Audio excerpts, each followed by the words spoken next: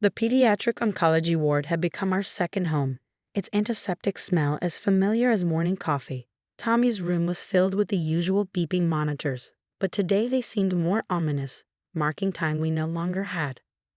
"Mommy," Tommy whispered, his voice barely audible over the machines. "Promise me something." I leaned closer, brushing back his thin hair, so different from the wild curls he had before chemo. "Anything, baby." My blue diary in the Lego spaceship. The one Grandma Caroline doesn't know about. His small hand squeezed mine with surprising strength. "You have to read it. Promise?" "Of course, sweetheart," I said, wondering why my usually open child had kept a secret diary. "But you can tell me anything now." "No," he shook his head weakly. "After? Promise you'll read it after." And his eyes darted to the door. "Don't tell Grandma Caroline." As if summoned, my mother-in-law's voice carried down the hallway. "Is my special boy ready for story time?" Tommy's heart monitor spiked. I'd noticed this reaction before but had attributed it to excitement. Now, something in his expression made me question that assumption. "Emily, dear," Caroline swept in, her designer handbag clashing with the sterile hospital setting. "You look exhausted. Why don't you take a break? I'll stay with Tommy." "No." Tommy's outburst startled us both. "Mom stays. Please." Caroline's perfectly painted smile faltered. "But sweetheart, it's Wednesday. We always have our special time on Wednesdays." I'd never questioned these sessions. Caroline had been adamant about maintaining routine through Tommy's illness, and her weekly visits seemed to give me much-needed breaks. But why had I never wondered what made this time so special? "Mom stays?" Tommy repeated, clutching my hand. "Thomas." Caroline's voice took on an edge I'd never heard before. "Remember our secret? About being brave?" Tommy started trembling. The monitor's beeping accelerated. "Caroline," I interrupted, maternal instinct screaming, he's clearly distressed. "Maybe we should." "Emily." Her tone could have frozen hell. "You've never understood the special bond Tommy and I share. These Wednesday visits are our tradition. Aren't they, Tommy?" My son's only response was to grip my hand tighter. "Mrs. Harrison." A nurse appeared in the doorway. "Tommy's vitals are spiking. We need to minimize stress." Caroline's mask slipped for just a moment, revealing something that made my skin crawl. Then the perfect grandmother persona returned. "Of course. I'll come back later, precious. Remember our brave boy promise." After she left, Tommy's vitals stabilized, but he refused to sleep until I promised again to read his diary. That night, Tommy slipped away peacefully in his sleep. Caroline arrived minutes after, as if she'd been waiting. "Emily dear, let me handle the arrangements. You're in no state." "No." Something in Tommy's last request gave me strength. "I need to go home. There are things." "I'll come with you," she insisted. "Help you sort his things." The hair on my neck stood up. I need to do this alone. At home, Tommy's room was a museum of childhood interrupted. The Lego spaceship sat on his desk, a massive creation we'd built during hospital stays. It took me 20 minutes to find a hidden compartment. The blue diary was small, its pages filled with a child's uneven handwriting.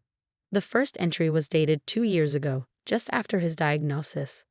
"Dear Diary, Grandma Caroline says I have to be her brave boy. She says if I tell anyone about our special time, Mom will get sick too. She says she's the only one who can make me better, but the medicine she gives me during our Wednesday visits makes me feel weird." My hands shook as I turned the pages. Tommy had documented everything: the special medicine Caroline gave him that made him sleepy, the photos she took while he was floating, the threats about what would happen if he told anyone. The final entry was from just a week ago. "I'm scared the medicine is making me sicker. But Grandma Caroline says if I tell, she'll make sure Mom never finds out what really happened to Dad. I don't understand, but I'm getting too tired to fight. I'm sorry, Mom. Please read this when I'm gone. Don't let her hurt anyone else." My husband's accident 3 years ago suddenly took on a new dimension. Caroline had been the one to find him at the bottom of the stairs. She'd been the one handling his medication during his recovery. She'd been the one who became concerned about his mental state in the weeks before. The doorbell rang, making me jump. Through the window, I saw Caroline's Mercedes in the driveway. "Emily?" Her voice carried through the door. "Let me in, dear. We need to discuss Tommy's arrangements and his things. There might be some personal items we should sort through first. I clutched the diary to my chest, my son's last gift of truth burning like fire in my hands. On my phone, I pulled up the contact information for Detective Martinez, who'd investigated my husband's death. "Just a minute, Caroline," I called out, my voice steady despite the trembling in my hands. "I'm reading something very interesting. Tommy's diary, about your special Wednesday visits." The pounding on the door stopped. Through the window, I saw Caroline's face transform into something inhuman. "Emily," her voice dropped to a whisper that somehow carried clearly. "You don't want to do this. Think about what happened to David when he started asking questions." I pressed record on my phone. "Are you saying you had something to do with my husband's death?" "Let me in, and we can discuss this reasonably. Like family." Family. The word twisted my stomach. While I'd been grieving my son's illness, she'd been. "Family doesn't poison children, Caroline," I said loudly enough for my phone to catch every word. "Family doesn't blackmail dying 8-year-olds with threats about their mother." The pounding resumed, more frantic now. "You're hysterical, Emily. Grief is making you irrational." Tommy had such an active imagination. I flipped through the diary's pages, each word burning into my brain. Detailed descriptions of the special medicine. Clear liquid in blue bottles that made him feel floaty. Photos taken while he was sleeping. Conversations recorded about David's accident. He drew pictures, Caroline. Very detailed pictures. Of the blue bottles, the camera, the basement room at your house where Wednesday visits really happened. A sharp crack. She'd broken one of the decorative window panes beside the door. Her hand snaked through, reaching for the lock. I backed away, phone still recording. "He kept samples too, pressed between the pages, blue tinted paper from your special medicine bottles. The labels are quite clear." Her hand froze. "You're lying." "He couldn't have. I checked everything. He was your special brave boy, remember? So clever at hiding things. Like father, like son. David was investigating you too, wasn't he? Before his accident." A harsh laugh echoed through the broken window. "David was weak, couldn't handle family loyalty. Like you, always questioning, never understanding the greater purpose." "Purpose?" My voice cracked. "What purpose could justify poisoning your own grandson?" "Control." Caroline's mask finally shattered completely. This family needs control. David was losing it, making wild accusations. Tommy was too soft, too honest. Like his father, they would have ruined everything I've built. My phone caught every word as I edged toward Tommy's room. "What did you build, Caroline, besides a body count?" "Empire, you stupid girl. 30 years of careful planning, strategic marriages, positioned heirs. The Harrison name means something in this city. David would have destroyed that with his ridiculous ethics investigations. Tommy was becoming just like him, weak, questioning, moral." The front door shuddered in its frame as she slammed against it. "I protected this family. The medicine was just to make him compliant, to teach him proper values. If he just accepted it like the others." "Others?" My blood ran cold. "What others?" Her laugh turned hysterical. "Why do you think I'm on the board of 3 children's hospitals? So many sick children needing special care, special medicine. Their grateful parents joining our charitable foundation, their families becoming part of our circle."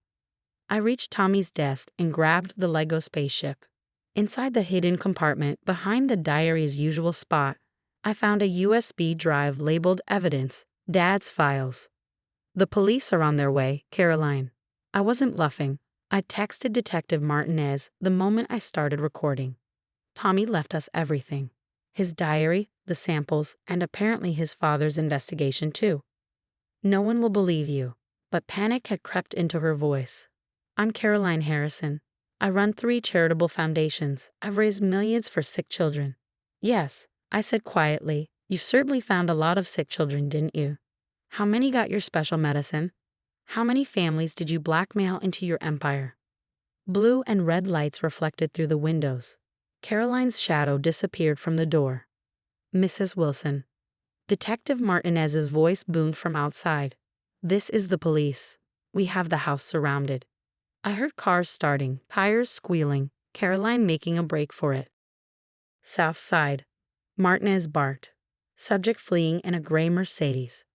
I sank to the floor, clutching Tommy's diary and the USB drive. In the distance, sirens faded as they pursued Caroline. Martinez found me there 10 minutes later. She's in custody, he said gently. And Mrs. Wilson, I owe you and your husband an apology.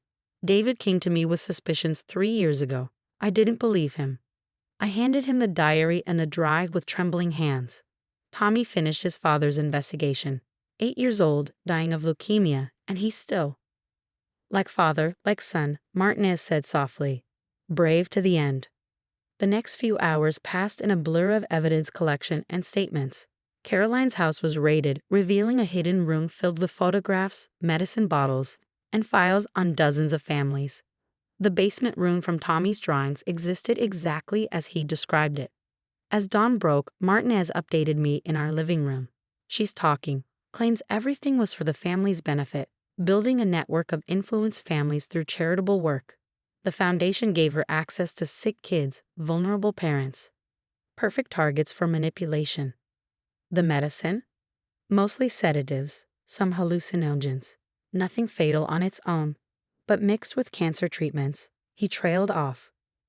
We'll need toxicology reports, but it's possible the chemicals accelerated. She killed him, I whispered. Like she killed David. But then beat her in the end. My boys brought her down. Martinez nodded grimly.